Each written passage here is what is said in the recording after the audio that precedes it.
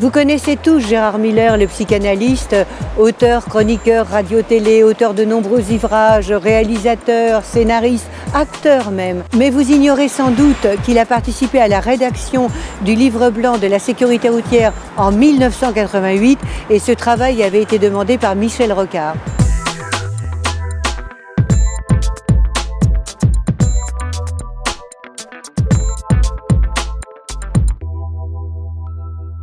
Gérard Miller, bonjour et merci de nous recevoir. Une minorité de conducteurs refuse de respecter des règles fondamentales comme la vitesse en prétendant qu'elles attentent à leur liberté.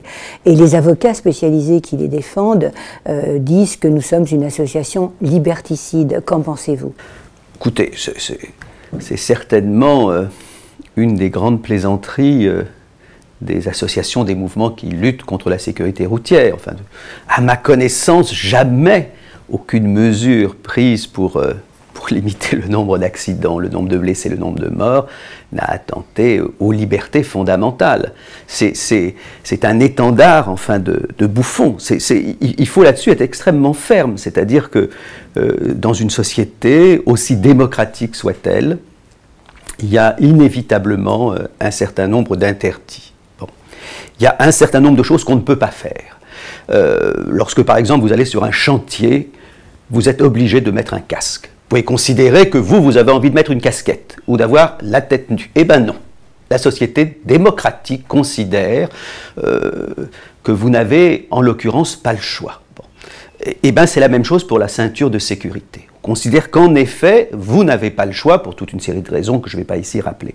Et donc, dire qu'on atteint aux libertés sous prétexte qu'on édicte un certain nombre de mesures qui ont pour la société des vertus évidentes et pour l'individu lui-même, c'est une plaisanterie. Je considère là-dessus qu'il n'y a pas la moindre gêne à avoir, enfin le moindre sentiment de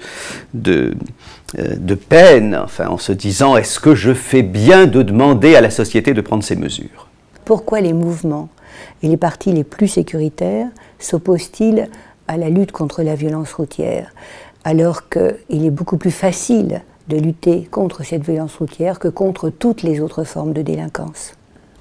Si c'était la sécurité de leurs concitoyens, si c'était leur bien-être qui préoccupait la plupart de ceux qui luttent contre des associations comme la vôtre, ça se saurait. Je ne crois pas une seconde que c'est au nom du bien-être et de la sécurité des citoyens qu'on dit il vaudrait mieux s'occuper des homicides, j'allais dire traditionnels, des homicides que la société considère comme traditionnels. C'est tellement évident que ces morts-là, finalement, sont à la fois extrêmement nombreux et aussi, finalement, incroyablement bien tolérés.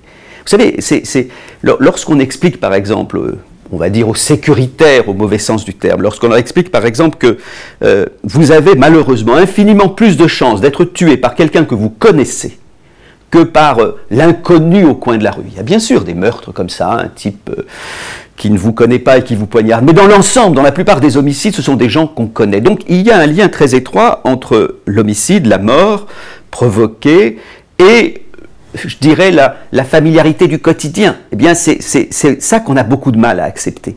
On se dit toujours finalement que l'homicide tombe du ciel, que l'homicide vient de l'étranger, que l'homicide c'est pas la personne qu'on connaît, le voisin, c'est pas le proche, c'est pas surtout l'engin aussi familier que la voiture. On a beaucoup de mal à faire un lien entre la mort et la familiarité. Bon. Et je crois en effet que si on était soucieux de réduire le nombre de morts dans notre pays, sans se poser la question de savoir quels sont ces morts, je crois qu'on s'intéresserait en priorité à la voiture. Parce qu'évidemment, la voiture tue infiniment plus, si j'ose dire, que le couteau ou le revolver. Mais ceux qui se disent préoccupés par la sécurité, en fait, ne sont pas le moins du monde intéressés par ce qu'on pourrait faire immédiatement. Vraiment, vous avez tout à fait raison de dire que finalement, on pourrait, par quelques mesures simples, réduire le nombre des décès, le nombre de deuils. Mais c'est pas ça qui intéresse j'allais dire, les partisans de la peine de mort, les partisans des mesures dites sécuritaires. Ce qui les intéresse, je vais vous dire, c'est de nous faire peur. Et on fait infiniment plus peur en disant au coin de la rue, il y a un type avec un couteau qui vous attend, qu'en disant, quand vous allez prendre votre voiture, vous, simple citoyen, vous risquez de tuer quelqu'un. Notre association s'appelle la Ligue contre la violence routière. C'est un terme qui est repris non seulement en France dans le langage commun, mais également dans les pays étrangers. Il aura fallu des décennies pour que cette idée passe dans l'opinion publique. Pensez-vous que cette violence routière soit différente des autres violences? Il y a dans notre société des violences qui ne hérissent pas le poil comme d'autres. On l'a vu par exemple avec la violence dans les couples. On a une grande tolérance vis-à-vis des hommes qui cognent leurs femmes, par exemple. Et c'est très récemment qu'on a commencé à se dire que finalement, un nombre incroyable de femmes mourraient sous le coup de leurs compagnons, de leurs maris. Bon. C'est la même chose pour la violence routière, c'est qu'on n'arrive pas à faire le lien entre les deux signifiants, entre violence et voiture. C'est que la voiture a représenté un tel progrès dans l'histoire de l'humanité, qu'on a le sentiment que ce progrès ne peut pas être dégradé en quelque sorte par le sang, par la mort, par la douleur. Alors qu'au quotidien, il n'y a pas une personne qui nous regarde en ce moment, qui n'ait pas été touchée elle-même dans sa vie ou dans celle de ses proches par un accident de la circulation. C'est étonnant de voir à quel point la violence routière est connue par tout le monde, ressentie par tout le monde. À quel point cette violence est quotidienne et en même temps nous avons des difficultés à la nommer. Parce que en nommant violence ce qui se passe à l'occasion, Dieu merci, pas toujours, sur les routes, en nommant ça violence, on a l'impression qu'on s'en prend à quelque chose qui a marqué pour l'humanité une formidable avancée dans les déplacements, dans la liberté de mouvement, dans l'autonomie de chacun. Je veux dire que la voiture est de ce point de vue-là un objet piège, parce que incontestablement les gens aiment parfois leur voiture, j'allais dire plus qu'eux-mêmes, plus que leurs proches, plus que bien d'autres objets qu'ils peuvent avoir. C'est rare, par exemple, qu'on tue son voisin parce qu'il a bousculé votre télévision, alors qu'on a tué parfois des gens parce qu'ils avaient fait une rayure sur une voiture. Donc il y a un lien incroyablement fort à la voiture, effectivement. Et du coup, on a l'impression qu'on pourrait presque plus la prendre, cette voiture, si on avait le sentiment que c'est aussi, évidemment, un objet de mort.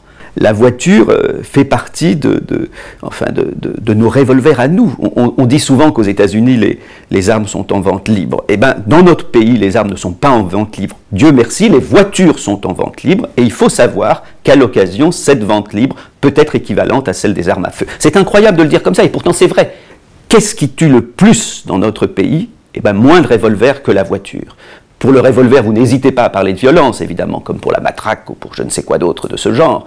Il faut prendre l'habitude de parler de la voiture en ces termes, ce qui ne nous empêchera pas de nous en servir, parce qu'il y a évidemment des objets dangereux dont on continuera de se servir. Mais il ne faut pas en tout cas avoir peur des mots, il y a une violence routière. Il y a quand même quelque chose d'incroyable dans toutes ces histoires, c'est que dans notre pays, ne prenons que lui, la vitesse est limitée. Bon. Or, on a toujours considéré que limiter la vitesse à la construction, c'était une impossibilité. J'entends ça depuis des dizaines d'années. Alors peut-être qu'à un moment donné, c'était vrai, que techniquement, nous n'étions pas capables de limiter la vitesse à la construction, tout en permettant certains dépassements inévitables pour la sécurité. Enfin, vous savez toujours ce qu'on entend, c'est qu'à certains moments, il faut pouvoir aller plus vite pour la sécurité. Bon, je ne sais pas si à un moment donné, techniquement, ça n'était pas possible. Aujourd'hui, ça c'est une blague aussi absolue. C'est évident que si on voulait limiter la vitesse à la construction pour être simplement en règle avec la loi, on le pourrait. Donc les constructeurs automobiles portent une très lourde responsabilité. Parce qu'ils savent évidemment que vendre une voiture qui va plus vite que la loi n'autorise, c'est un objet de jouissance. Et que finalement, pour des raisons purement commerciales, et pour satisfaire en effet ce qui en chacun de nous est de l'ordre de cette jouissance mortifère, on préfère construire des voitures et nous permettre de voir sur notre compteur que ça peut aller jusqu'à 220, 240, 250, enfin, ce qui est insensé. C'est comment la loi n'interdit-elle pas à la construction ce qu'elle interdit dans l'usage? Il y a une contradiction qu'on n'a jamais expliquée. Je veux bien qu'il y ait un petit décalage entre les 130 km légaux et je ne sais quelle obligation de dépassement supplémentaire. Très bien. enfin pas 100 km de plus à la construction. Donc c'est là où on voit qu'effectivement il n'y a pas de volonté collective, de volonté des pouvoirs publics et des industriels de réduire la mortalité sur les routes. Pensez-vous que des consultations spécialisées pourraient être efficaces ou pas lorsqu'il y a des récidivistes addicts à l'alcool, à la vitesse ou à la pratique du téléphone au volant? Je suis très embarrassé, je dois vous dire, comme psychanalyste, notamment sur la question des séances de rééducation, disons ça comme ça. À un moment donné, on me questionnait, par exemple, comme d'autres, sur l'utilité d'amener, par exemple, des auteurs d'accidents graves dans des hôpitaux pour qu'ils voient des blessés, pour qu'ils voient les familles endeuillées. Je suis très mal à l'aise parce qu'on ne sait jamais ce que ça peut provoquer sur l'autre. D'être confronté à l'horreur, ça peut l'amener effectivement à être définitivement dégoûté de la bagnole, mais ça peut l'amener aussi à rouler encore plus vite pour oublier quelque chose de ce qu'il a produit. Donc faisons très attention, ne pensons pas qu'il y a automatiquement, par exemple, un bénéfice à confronter l'autre à l'horreur de ce qu'il a commis ou ce que d'autres ont commis. Moi, je suis assez pessimiste sur ces questions-là. Je suis professeur, je crois à l'éducation, évidemment, et en même temps, je pense que c'est important de se dire qu'il y a en chacun une part d'inéducable. Et moi, je préfère de beaucoup que la loi, que la société, que le lien social décide d'un certain nombre de choses pour nous. C'est souvent on dit il faut responsabiliser les gens. Bon, très bien, si on pouvait les responsabiliser depuis l'aube des temps où nous nous massacrons les uns les autres, on serait déjà devenus responsables. Je préfère quand la loi me dit tu n'as pas le choix, mon petit coco, mets ta ceinture de sécurité. Tu es très responsable, mais mets-la, je ne te laisse pas le choix. Je ne pense pas justement qu'on atteinte aux libertés quand les citoyens eux-mêmes comprennent qu'il faut qu'ils se protègent contre eux-mêmes.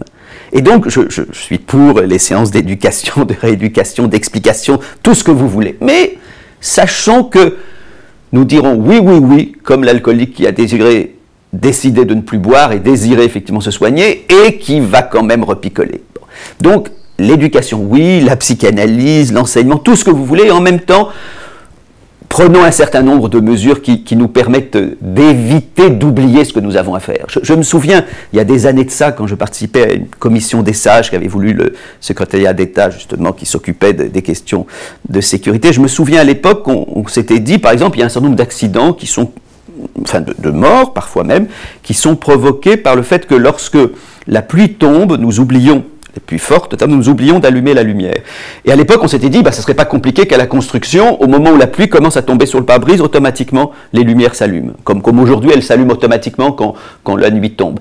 Moi, je préfère ça, finalement. Je pourrais responsabiliser les uns les autres en disant, n'oublie pas, quand il pleut, il faut que tu allumes. Si la machine peut le faire, dans ce cas-là, elle n'atteint pas, ça n'atteint pas à ma liberté, c'est pas une atteinte à ma liberté, ça ne me déresponsabilise pas complètement, mais enfin, ça me permet de comprendre que parfois j'oublie, vous voyez, le brave homme que je suis oublie. Donc, je crois beaucoup plus à un certain nombre de mesures que collectivement nous accepterions de prendre pour nous préserver contre nos actes manqués. Que pensez-vous de la politisation de ce problème de santé publique majeur, très complaisamment relayé par les médias, avec des slogans populistes comme « les radars pompent Afrique »,« il y a 2 millions de conduites sans permis dans ce pays », etc. J'ai la chance d'avoir une maison en Ardèche, qui est une région formidable, mais aussi à l'occasion très escarpée. Chaque fois que je vais dans la maison qui est la mienne, à la sortie de Valence, pour monter sur la route du Puy, qui est une des plus belles routes de France, mais qui est une route qu'il faut mériter pour arriver jusqu'au bout, chaque fois, quasiment que je prends cette route, je n'y habite pas quotidiennement, il y a un accident. Très souvent des accidents de moto, parce que c'est une route merveilleuse, et donc les motos adore faire de la grande vitesse, mais je vois tantôt un camion, tantôt une voiture dans le fossé, dans le ravin, enfin, bon, presque tout le temps. Et il y a tout au haut de cette première montée, un radar. Systématiquement, ce radar est détruit. Peinturluré, cassé, enfin, chaque fois que j'y passe, je me dis, mais est-ce qu'il fonctionne un jour? Bon. Alors que, tout le temps, quand vous montez cette route, il y a des petites fleurs qui vous rappellent qu'il y a 2 jours, des jeunes se sont tués, ou un livreur, etc.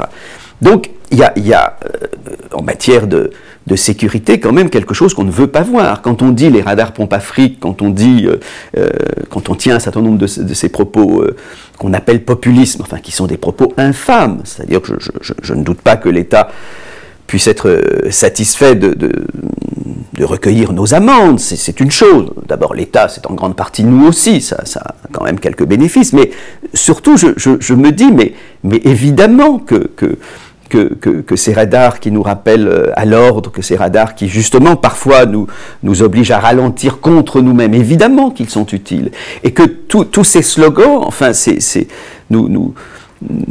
sont fabriqués pour détourner notre regard des vrais problèmes. C'est très secondaire finalement que nous ayons à payer notre poche. Personne n'est content de payer des impôts et personne, j'oserais dire, encore moins est content de payer une amende. Donc je ne vais pas me faire le propagandiste de l'amende. Quand j'ai un à en payer, vous imaginez que ça me fait plaisir, pas une seconde. Mais en même temps, c'est dans l'arsenal des mesures que nous prenons contre nous-mêmes, pour nous protéger contre nous-mêmes, il y a aussi le fait de payer. C'est-à-dire, c'est quand même terrible, c'est que les gens, finalement, préfèrent parfois sauver leur vie parce que ça leur coûtera 20, 30, 40 ou 90 euros, plutôt que de se responsabiliser. Je suis vraiment pour que les pouvoirs publics arrêtent un tout petit peu avec cette histoire de responsabilisation. Parce qu'il n'y a pas une personne qui serait plus heureuse que moi si nous étions responsables. Enfin, quand on est au pouvoir, quand on est enseignant, quand on est psychanalyste, quand on est justement en rapport avec les êtres humains dans différents aspects de leur vie quotidienne, on sait que nous sommes des irresponsables. Je n'y peux rien, je ne m'en réjouis pas. Et que donc, du coup, c'est important de prendre des mesures comme celle des radars ou d'autres. Et les radars ont évidemment sauvé des vies. Ben moi, je préfère qu'on sauve des vies de cette façon-là, si on n'a pas de meilleure manière d'en sauver. Vive la responsabilité, et quand la responsabilité n'est pas au rendez-vous, eh ben prenons quelques mesures. Ça va, quelle blague de dire que ces mesures vont bouleverser, changer nos vies et attenter à nos libertés. Ça, c'est une foutaise. Dans votre dernier livre, Antipathie, vous parlez des hommes au volant. Pourriez-vous nous dire quelques mots à ce propos? Là, c'est plus personnel. Il y a quelque chose que je déteste dans les hommes au volant.